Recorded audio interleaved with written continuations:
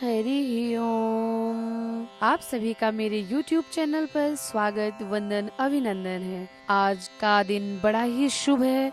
यह अवसर हमारे लिए बड़ा विशेष है। देवोत्थान एकादशी है और इस अवसर पर हम कुछ करके बहुत कुछ पा सकते हैं। तो मेरे मन में आया कि क्यों ना आपके समक्ष कुछ करके बहुत कुछ पाने का अवसर चूक ना जाए। तो आपके समक्ष मैं कुछ चर्चा रखूं।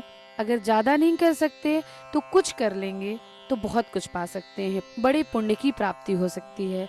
उस कुछ में क्या आएगा? पहला सरल कार्य है कि अपने घर के मंदिर में अच्छे से साफ सफाई करके भगवान की पूजा अर्चना करना है। साथ में भगवान के मंदिर में ही हमें अपने घर के मंदिर में दीपदान करना है। दूसरा सबसे सरल कार्य, अपने घर पे जो हमने तुलसी जी रखा है, तुलसी जी की जो हम पूजन अर्चन करते हैं, उन्हीं तुलसी जी के समक्ष हमें दीपदान करना है। दूसरा दीपदान हमें अपने घर की तुलसी जी के समक्ष करना है, पूजन करना है, अर्चन करना है, साथ में दीपदान करना है और परिक्रमा करना है। अब तीसरा कार्य क्या करना है? हमें अपने घर के दरवाजे पे हमें माँ लक्ष्मी के आवाहन के लिए दीपदान करना है। चौथा कार्य है हमारा किसी भी जलाशय के समक्ष हमें दीपदान करना। बड़ा ही शुभकारी होता है।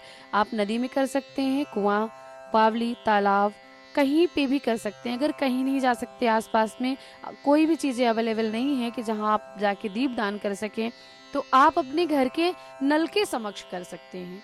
जो घर का हमारा नल होता है उसके समक्ष हम दीपदान कर दें, उतना ही फल होता है। तो चौथा कार्य है किसी भी नदी, जलाशय, झील, कुआं नहीं है तो अपने घर के नल के पास में हम दीपदान कर सकते हैं।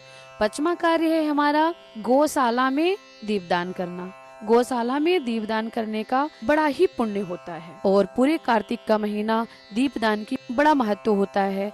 तो हम कुछ ऐसी जगह छोटा सा कार्य करके, दीपदान करके हम बहुत कुछ पा सकते हैं। अगर हमसे कोई बड़ी पूजा, बड़ी अर्चना नहीं हो सकती तो हम दीपदान पूरे श्रद्धा भाव से करें और दीपदान से ही हम सारे फल पुण्य प्राप्त कर सकते हैं। साथ ही तुलसी माँ की हमें परिक्रमा करनी चाहिए। जितना बन पड़े आपसे तुलसी माता की परिक्रमा करें। और अंतिम बात ये है कि ये सब करने के बाद में जितना हमारा सामर्थ्य हो उतना हमें दान करना चाहिए। किसी भी सुयोग्य ब्राह्मण को आप दान कर सकते हैं। सही दान यही होती है कि जो व्यक्ति है कि को जिस चीज की आवश्यकता है उस चीज का दान करें। जैसे ठंडी का समय चल रहा है तो आप गरीबों को कंबल दे सकते हैं, स्वेटर्स दे सकते हैं, कुछ भी दे सकते हैं, शॉल दे सकते हैं। तो ऐसे जरूरतमंद को आप दान दे सकते हैं, किसी ब्राह्मण को दान दे सकते हैं, पंडित जी को दान दे सकते हैं। वैसे कहा जाता है कि अपनी कमाई का दशांश दान दक्षिणा करनी चाहिए। तो दशांश हो सकता है तो ठीक है, नहीं हो सकता तो जितना हो सकता है उतना हमें दान करना चाहिए। तो ये सबसे सरल उपाय हमने आपके समक्ष रखे हैं, जो थोड़ा करके पूरा पुण्य फल प्राप्त करने का ये अच्छा अवसर है, अच्छा समय है। और एक बात और करनी थी आपसे, आज से भीष्म पंचक भी शुरू हो गया है, जो 4 नवंबर से शुरू हो रहा है, 8 नवंबर तक रहेगा। और 8 नवंबर को चंद्र ग्रहण भी होगा, जिसका वीडियो हम जल्दी ही देंगे आप सबके समक्ष।